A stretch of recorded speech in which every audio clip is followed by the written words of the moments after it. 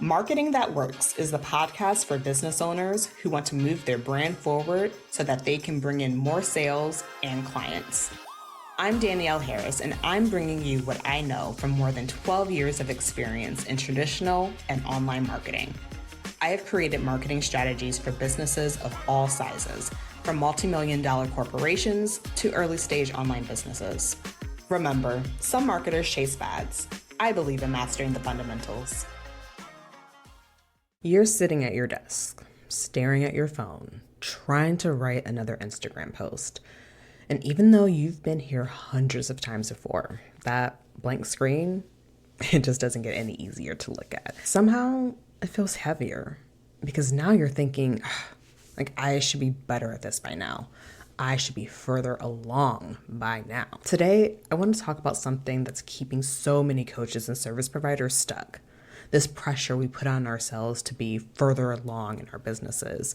And more specifically, how this pressure is actually the thing stopping you from getting the clients you want. But before we go any further, I want to share something I see happening all the time with my clients. They come to me having invested in multiple programs, having gotten certifications, and they even maybe worked with other coaches before. They've done everything the quote right way. But when it comes to showing up in their marketing, they freeze. And it's not because they don't know what to say. It's not because they don't know the value that they have to share. It's because every piece of content feels like it needs to prove something. Prove that all their investments were worth it. Prove that they deserve to be in this space. Prove that they haven't wasted their time. I had this client recently who's been in business for about 2 years, and she's learned all the strategies. She knew exactly what she should be doing. But every time she sat down to create content, she'd spend hours overthinking every word. And it wasn't because these templates that she used weren't working, and it wasn't because the strategies that she had were bad.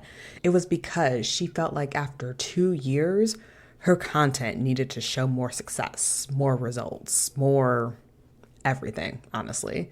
This pressure she was putting on herself was actually making her marketing worse, not better.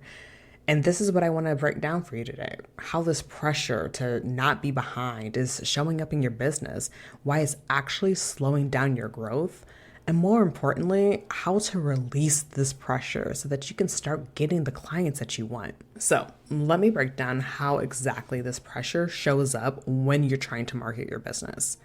First, you freeze. And I'm really familiar with this one because it's honestly my default reaction when I feel like something needs to be perfect, when I'm not sure if it's going to be good enough. Honestly, I'd rather do nothing at all than do something the wrong way. And I see this with my clients all the time. I'm thinking of one client in particular. She knew that video would be the perfect thing for her business. Honestly, her personality just shines through on camera. And so when we worked together, we mapped out this entire content strategy around short form videos that would showcase her expertise. But when it came time for her to actually record, she froze. She couldn't bring herself to hit record on these videos. And it wasn't because she was scared to be on camera or anything like that, because she was great, she shined. But it was because of the expectations she was putting on this strategy. She had this vision of where she wanted her business to be. She had these big income goals. And at this point, she wasn't there yet. She wasn't hitting these goals. But this plan that we put together, I mean, it was a good plan. It put all of her strengths front and center. But she started to put so much pressure on what doing these videos would mean. For her, each piece of content needed to prove that she was an expert, needed to get viral attention, needed to make up for all the time that she felt like she had spent just lost. That pressure that she was feeling, it made her stop doing anything. Because what if it didn't work? Then she would still feel behind. But then what if it does work and she has to work under all of this pressure all the time? I want you to think about you and your own experience. Where have you not done an idea that you thought would be great because you couldn't just bring yourself to do it? You might be freezing because of the pressure you're putting on the success or failure of the idea. Now, this leads to the second way this pressure from feeling behind shows up in your business, and that's through overthinking. You sit there rewriting the same caption 20 times. You spend hours trying to find the quote perfect way to phrase something. And you hear other people say like, oh, I can batch all this content for a month in 2 hours. And you're just sitting there wondering, how is that even possible? Because it takes you an hour just to write one post. If any of this rings true, you're an overthinker. I had a life coach client who would spend an entire week trying to come up with a single email. During our one-on-one sessions, we would come up with a solid outline of what this email would look like, and I would tell her, hey, in between our calls, submit it in for review so we can go back and forth before our next session.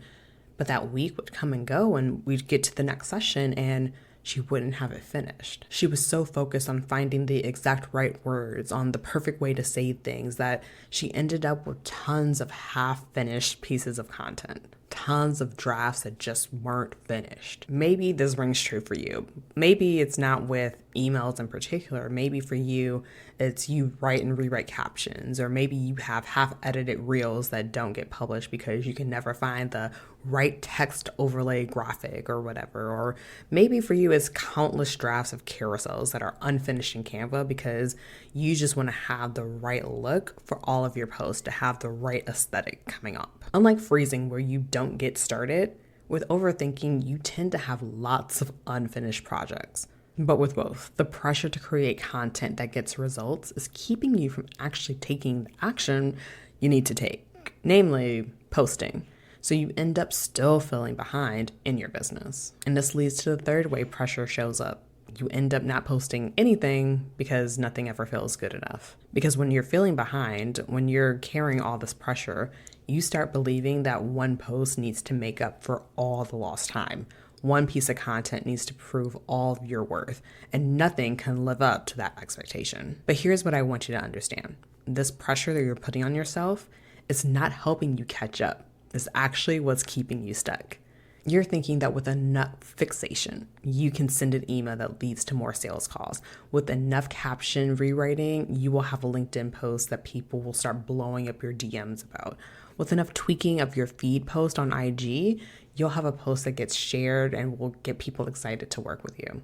But that only works if you actually post it, if you don't freeze, if you're not overthinking every word or taking hours and hours for one email or LinkedIn caption.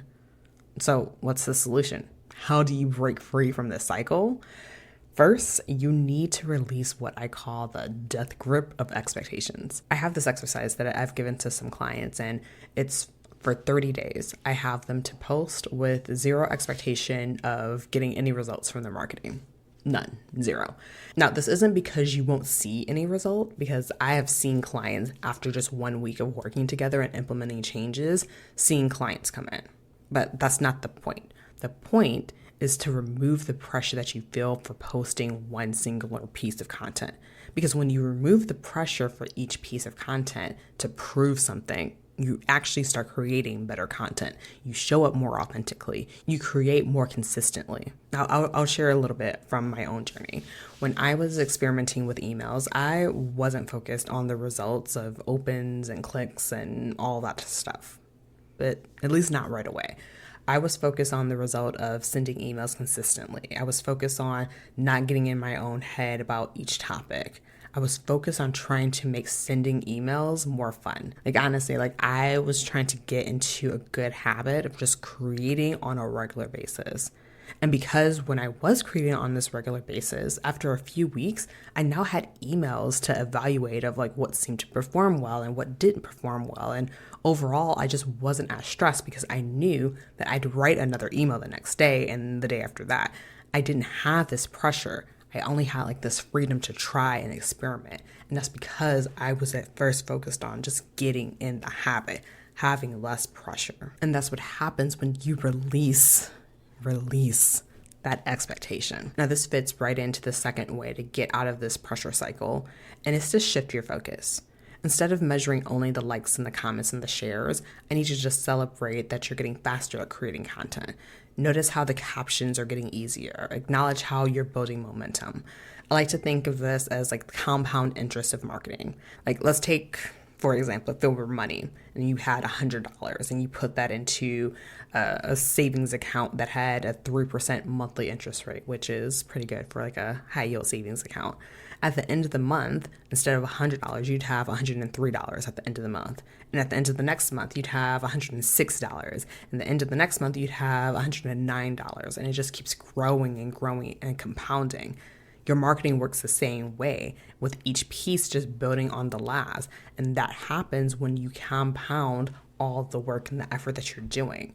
And that becomes easier when you're not solely focused on like, oh my gosh, did I sign a client with this piece? Did I get these clicks on this? When you're focused on all of the other smaller results, they compound on each other and you can see big results over time, and they just snowball and snowball. But here's the thing, this compound interest effect, it only works if you keep investing. If you're frozen in perfectionism, or if you're overthinking every post, or if you're just not showing up at all, there's nothing to compound.